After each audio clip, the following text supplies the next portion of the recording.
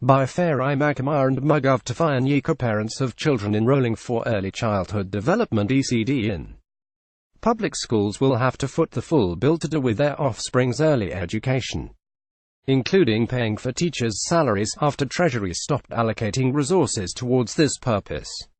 File picture of a teacher in a class with pupils in the past. Government used to meet employment costs for ECD teachers at public schools, unlike in private or elite schools where it is the responsibility of parents to fund the full cost relating to the children's education. In his 2018 national budget, Finance Minister Patrick Chinamasa made no provision for ECD learning, saying Treasury cannot afford to employ teachers for ECD. He said government recognized the complementary role that parents play in ECD programs, adding that the takeover of management and financing of ECDs was clearly beyond Treasury's current capacity. It is proposed that the pending requests to recruit an additional 5,907 teachers at ECD level be shelved and pave way for parents and communities to continue supporting the provision of ECD services, said the finance chief. Parents and communities' participation in supporting the provision of ECD schooling services will save the FICUS an additional $36 million in employment costs per annum. At the moment, there is a deficit of 5,907 ECD teachers in public schools. The development means that in essence, ECD teachers that were on government's payroll will no longer be funded by Treasury. The move is set to hit the pockets of parents who are already struggling to make ends meet in view of the prevailing economic meltdown.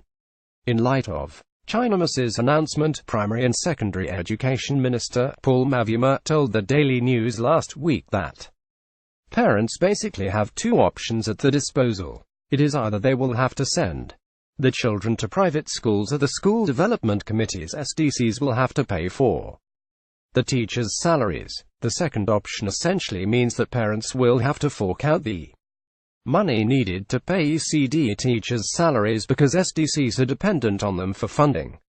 The first option is equally prohibitive in that private schools charge an arm and a leg in tuition since their education is not subsidized by government. Parents will have no option but to dig deeper into their pockets to fund the additional costs because no pupil is allowed to proceed to grade 1 before passing through ECD-A and ECD-B. Mavuma said the ministry will either facilitate their employment by private schools or they will become the responsibility of SDCC in those public schools that can afford them. As a ministry, we are coming up with a strategy to say the teachers that we have in ECD, we deploy them in schools that can afford to hire their own teachers. Then the remaining balance we push them through local appointments by those schools. Mavuma said. For example, Alexandra Park School can afford to employ 2 ECD teachers because the levies are such that they can afford to do that. So, we will use government resources teachers we have in less privileged places and get the schools that can afford to hire their own. And we are working on a program to rationalize.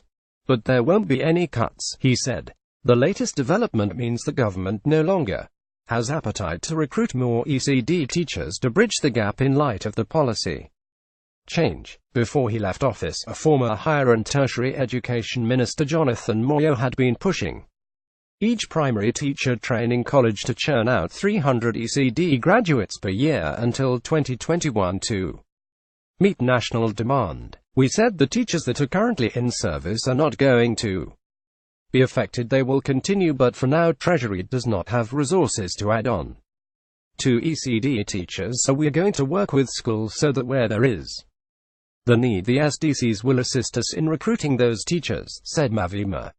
Zimbabwe introduced a national ECD policy in 2004 that requires primary schools to offer a minimum of 2 ECD classes for children aged 3 to 5 years old. As a result, primary teacher training colleges are now training ECD teachers who receive certified diplomas from the University of Zimbabwe upon completion of their course. The ECD policy came as a result of recommendations by the Commission of Inquiry into Education undertaken in 1999 that came to be known as the Naramazama Commission. The Inquiry found that many children in rural and poor communities did not have access to early childhood services. In the absence of budgetary allocation, it remains to be seen how government would continue to enforce ECD learning.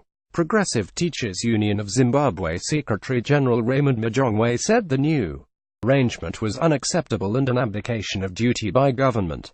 If they can't take care of the future of the country's young people, then we cannot trust them with anything. Why can't they cut the other budgets in other areas such as defense and security so that we don't destroy the future of our children because of just $36 million? The problem with this government is this culture of imposing things on people. Who did they consult to arrive at that decision? Were parents, teachers and other education stakeholders consulted? Did they realize that schools built infrastructure for the purpose of ECDs? What will happen to those?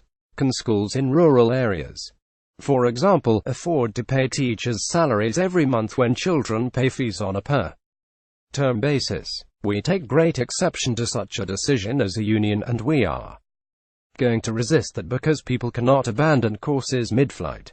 This is a national program that should not be abandoned to enrich the few in government who have acquired farms and are now building private schools there as they have abandoned agriculture, said Majongwe.